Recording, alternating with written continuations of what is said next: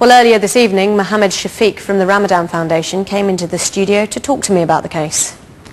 Well, obviously, deep shock at this conviction, but satisfaction that the police are doing a vital role in protecting our country, and in this particular case they stopped somebody from carrying any terrorist activity out. I would urge caution.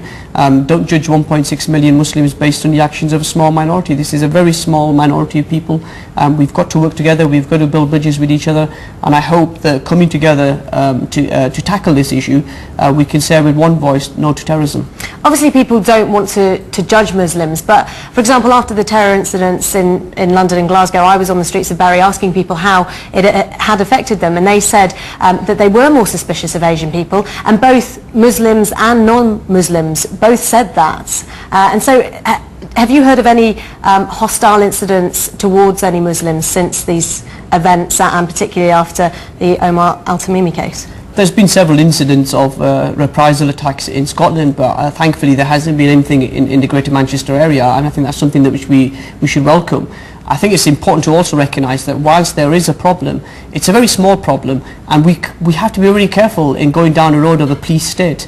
We can't really start spying on one another and accusing one another of terrorist activities. If there is credible intelligence that people are involved in extremism or terrorism, then yes, police need to be involved. But if you just think somebody's walking into the mosque on a Friday, doesn't look familiar, you can't just go up to him and start questioning him about his background, because he's only there to pray, so we have to be very careful. Yeah. There's also a bit of confusion about the difference between Islam as the religion and Islamism, the political ideology. I mean, how do you raise that kind of awareness and educate people, particularly non-Muslims, who are perhaps suspicious of Asian people?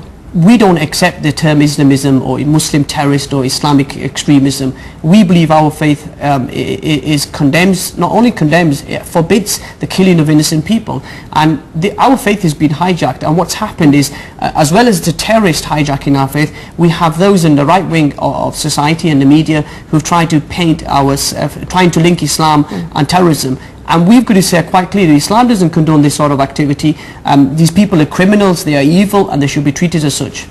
So what are you doing to help break down this perception? Well, since the events of the last week or so, I've done over 300 media interviews to try to get that message across, that as Muslims we abhor terrorism, and we want the country to come together, we want the country to unite. We welcome the government's response so far. It's been very measured, it's been very not as aggressive as Tony Blair's response. We welcome that. But at the same time, we've got to come together as a country. And very briefly, you're attending a meeting this weekend, aren't you? Tell us about that. Well, Muslim organisations from across the country are coming together to talk about how we can deal with the issues of terrorism and how we can get that message across that our faith doesn't allow this sort of thing. Over 600 organisations are coming together in London tomorrow, and Ramadan Foundation will be one of them organisations.